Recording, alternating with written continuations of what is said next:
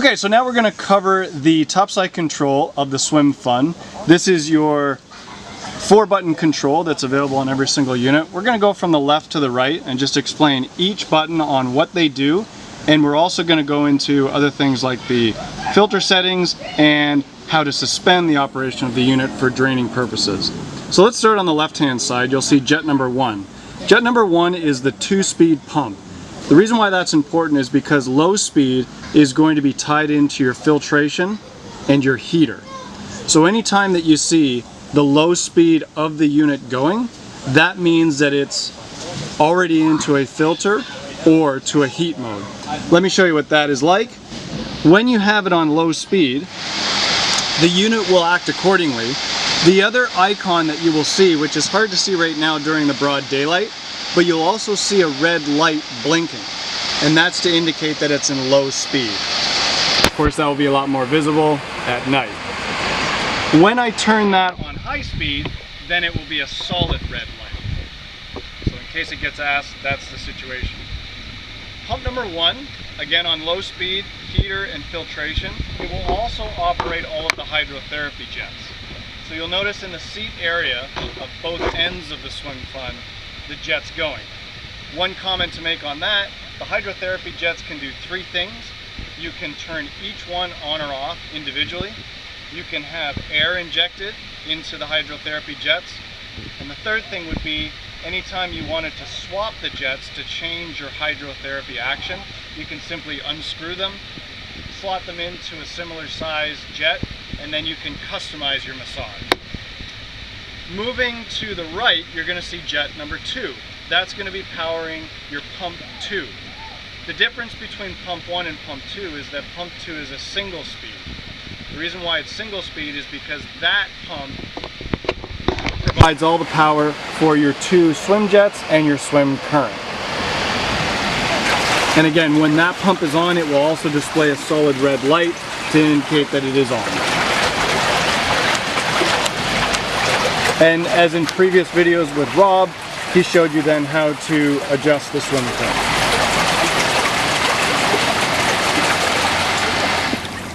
Moving to the right, you're going to notice then 2 other buttons, and we're going to start getting into some more detailed display functions. You'll notice on the top side right now, normal setting will be that it'll fluctuate between the time of day and the temperature of the unit. In this case, of course, it's 86 Fahrenheit. You also have the ability to change that to Celsius if you'd like, and the time of day. The other icons that you're going to find at the top, which we will showcase for you, are the filter icon and the heating icon. If we were to operate the heating icon, you'll notice at the top of the screen a thermometer icon, and that's to indicate that the unit is heating. You'll also notice on the left-hand side the heating icon that is heating right now to get it up to temperature versus going down in temperature. In order to adjust the heat, what you would need to do is you press and hold the temperature button. You'll see that it goes one direction, down in this case.